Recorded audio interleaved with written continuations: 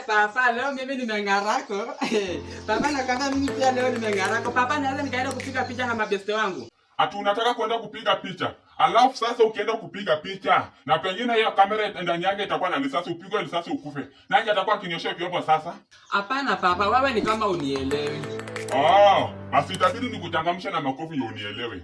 Hapana Papa, kupigwa picha sasa ni kitu unaenda unapigwa risasi unakufa. Hapana. Kupigwa picha inakuanga ni kitu unaenda unasimama alafu unasimama alafu unashutiwa picha. Hivyo ndio inamaanisha. Kwa hivyo unataka kuniambia Ruchuma mimi baba yako nimezeeka kiasi hata ukiniongelesha na kosa kukuelewa, si ndio? Unataka uende huku ushutwe risasi ukufe, alafu je nikose mtu akunioshe vyombo. Hebu ende ukaoshe hizo vyombo haraka sana kumbavu.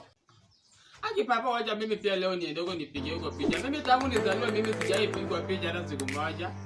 Ruchuma, unataka kuniambia mimi tangu uzaliwe hujaipigwa picha? Walai Papa, mimi sijaipigwa picha. Ati sijaipigwa picha. Ile siku Kenya nilikupeleka uende ushika ID. Ruchuma unataka kuniambia ukupigwa picha? Ama unafikiria mimi baba yako mimi sinanga macho kukuona? Mimi niliona wewe ukipigwa picha huko kwa line. Hata hujaipigwa picha. Ati tangu sasa nisaidie sijaipigwa picha. Hiyo ujanja yako wachenge sawa kumbafu hii. Ati sijaipigwa picha. Ile siku Kenya nilikupeleka uende ushika ID. Si ulienda ukapigwa picha vizuri? Wewe Papa, sijui shida yako iko wapi. Picha ID hata uwezi ukacheka, picha hata uwezi ukasimama, hata picha ionekani vizuri. Hata picha kama hiyo ndapeleka wapi? Tosheka na hiyo picha. Wewe hakuna picha nyingine utawahi pigwa. Wewe picha yako ya mwisho kupigwa utapigwa uko umezeeka, sawa? Hiyo ndio picha watatumia kwa mazishi yako. Kama ulielewa mimi baba yako, hiyo ndio picha watatumia kwa jeneri yako siku yenye utakufa, sawa? Hakuna picha utaipigwa sasa kama wewe bado ni kijana. Picha yako ya mwisho kupigwa utapigwa uko umezeeka. Hata kwenda huko gashia wewe.